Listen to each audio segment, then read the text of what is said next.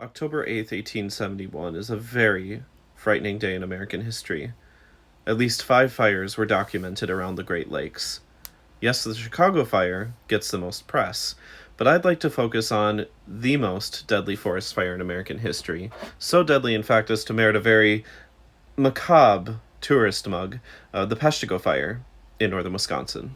Just to immediately put it into perspective, I'd like to point out that this is the 1.5 million acres that were destroyed by this fire, and upwards of 1,200 lives were lost in combination when you take in apart the main fire that was up in Peshtigo and the additional fire that happened across Door, Brown, and Kewaunee County.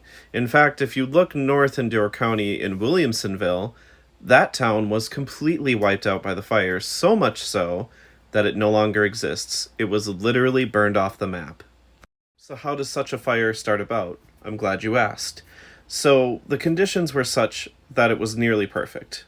1, there was a historic drought that year. 2, all the soil was burnt away and was already cleared out in such a way as to make for a lot of fodder to burn.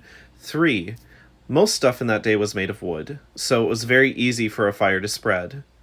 And given that we didn't have good infrastructure or technology at the time to battle such a fire, there was no way that it could be stopped.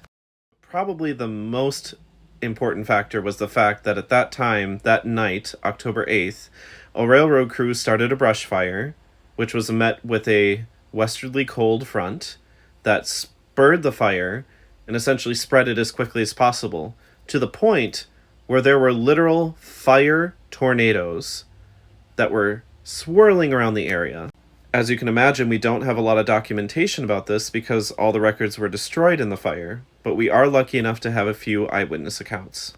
In Peshtigo, one of the eyewitness accounts said that it essentially was akin to the end of the world. Families were torn apart, people were immediately killed by the fire. The ones that survived were either able to outrun the fire, or they were able to go into the nearby Peshtigo River and avoid either drowning or hypothermia. Very grim, honestly. That being said, there are really great stories of heroism by citizens, and there's even a miracle that can be documented.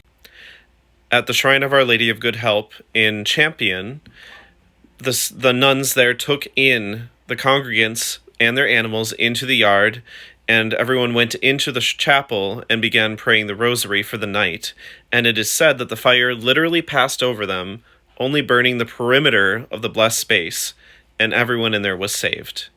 Moral of the story, be very grateful for modern infrastructure and land management.